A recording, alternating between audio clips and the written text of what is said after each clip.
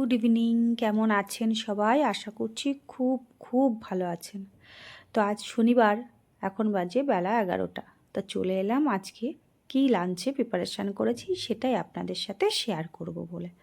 তো আজকে খুবই সাধারণভাবে রান্নাবান্না করছি। আজকে করছি পালং শাক ভাজা, বড়ি দিয়ে করব।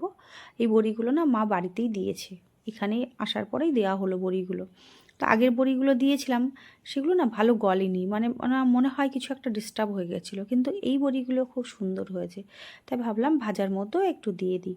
আর করব মূলোর টক, একটু তেঁতুল দিয়ে মূলোর টক করব। মূলোর টক না আমি আগে কখনো করিনি, এই প্রথম করছি। জানি না খেতে কেমন হবে। শুনেছি মূলো দিয়ে টক মাছ দিয়েও করে অনেকে, কিন্তু আমি কখনো খাইনি, ফার্স্ট টাইম খাবো।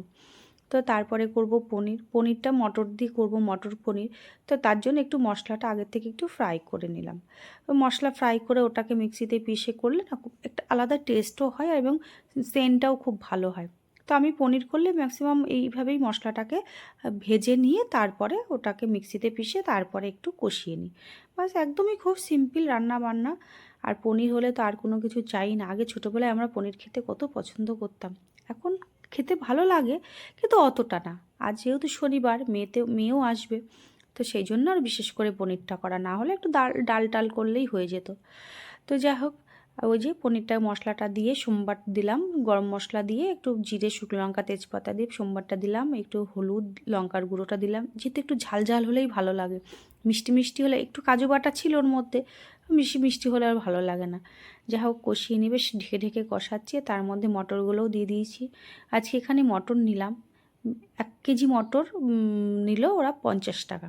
যা হোক, 50 টাকা করে কেজি চলছে এখানে মটর। তো তারপরে পেঁয়াজগুলো আমি আগে ভেজে রেখেছিলাম, তার মধ্যে দিয়ে দিলাম পেঁয়াজ ভাজা আর ওই পনিরটা। তো দিয়ে সুন্দর করে একটুখানি কষিয়ে নিলাম, একটু ঢেকে ঢেকে দিয়েই করছিলাম। খুব বেশি গ্রেভি করব না, মানে একদম ঝোল ঝোল হবে না এটা। তো একটু গ্রেভি গ্রেভি থাকবে, মানে গ্রেভি করব না, গ্রেভিটা করব, ঝোলটা হবে না। যাই হোক, রান্নাবান্না হয়ে গেল। তো এই যে পালং শাক ভাজা করেছি আর পনির আর মূলোর টক।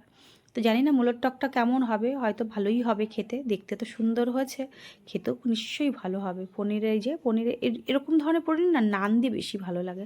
যাই হোক, আজকে তো আর নান নেই, তো ভাত দিয়েই হবে। রাত্রেবেলা পরোটাটা করে দেবো। তো এই যে মেয়েকে খেতে দিচ্ছি, তো মেয়েও চলে এসছে, ওকেও খেতে দিচ্ছি। ওর জন্য ওই যে পনিরটা দিচ্ছি, আগে টকটা দিলাম। আর এই খেতে দেওয়ার সময় ওর বাটিতেই একটা তেজপাতা পড়লো, আর এমনিতে রেগে গেল, তেজপাতা দিয়েছো। আমি বুঝে দিইনি রে, মানে হাতাই উঠে গেছে।